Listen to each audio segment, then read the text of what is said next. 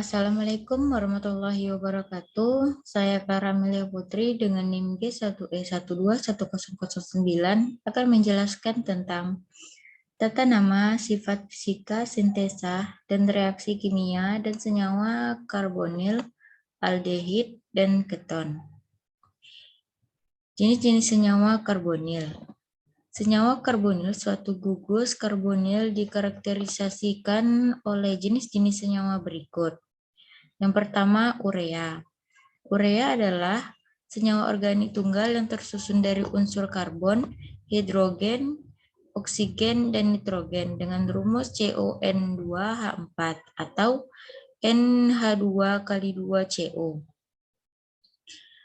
Kedua, karbonat. Merupakan turunan dari senyawa asam karbamat NH2COOH. Karbamat merupakan salah satu jenis pestisida yang banyak digunakan untuk membasmi hama, buah, dan sayur.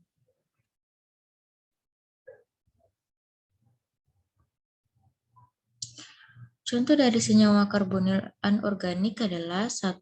Karbon dioksida.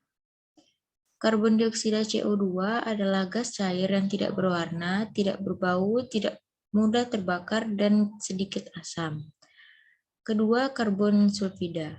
Karbon sulfida disebut juga ditiokarbonat.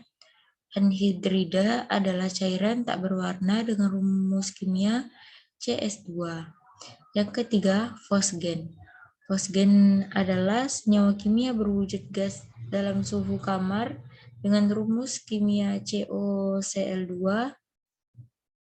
merupakan reagen dari berharga dalam industri dan dasar sintesis dalam farmasi. Sifat-sifat gugus karbonil. Gugus karbonil bersifat polar yang disebabkan oleh oksigen yang lebih elektronegatif dibanding atom karbon.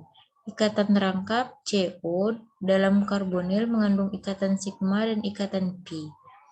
Ikatan rangkap dalam karbonil elektronnya lebih polar daripada ikatan tunggal dalam alkohol.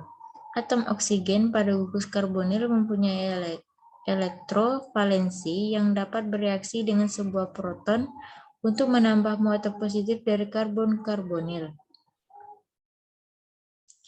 Tata nama aldehid dan keton.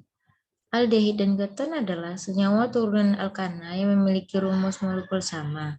Yang membedakannya adalah gugus fungsinya, yaitu gugus fungsi aldehid CHO dan gugus fungsi keton CO.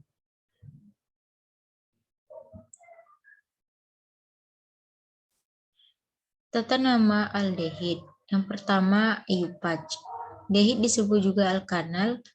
Jadi, pemberi nama senyawa hanya dengan menambah akhiran al pada senyawa alkananya. Alkana menjadi alkanal, etana menjadi etanal, propanal menjadi propanal, dan butana menjadi butanal.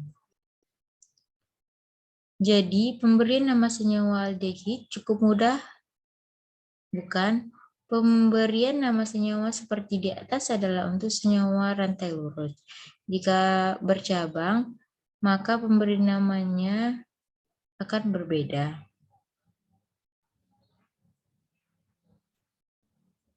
Yang kedua adalah trivial. Nah, ingat nama trivial tidak selalu dimiliki oleh setiap senyawa. Nama trivial untuk aldehid diturunkan dari nama senyawa asam karbosilat, yaitu dengan menghilangkan kata asam dan mengganti akhiran at dengan aldehid. As karboksilat menjadi aldehid, asam format menjadi formaldehid, asam butirat menjadi butirat dehid.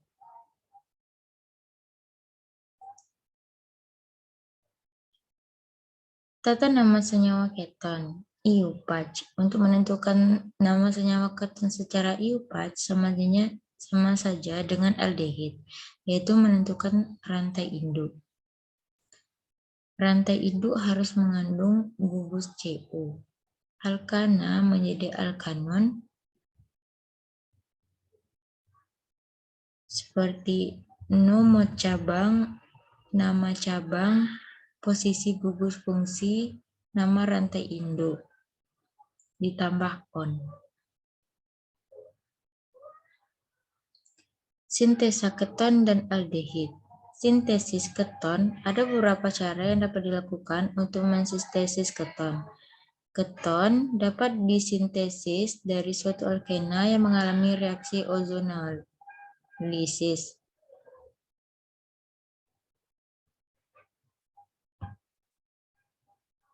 Sintesis aldehid. Ada beberapa cara yang dapat dilakukan untuk mensintesis aldehid.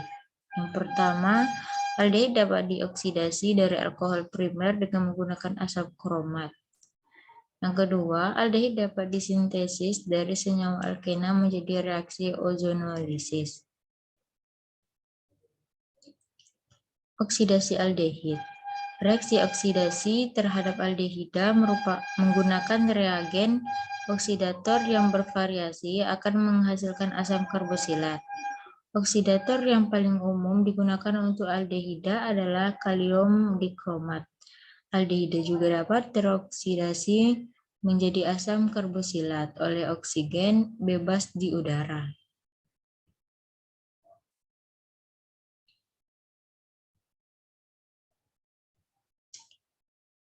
Itulah hasil diskusi kali ini. Apabila ada kata yang salah, mohon dimaafkan. Saya akhiri wabillahi taufiq wal hidayah. Assalamualaikum warahmatullahi wabarakatuh.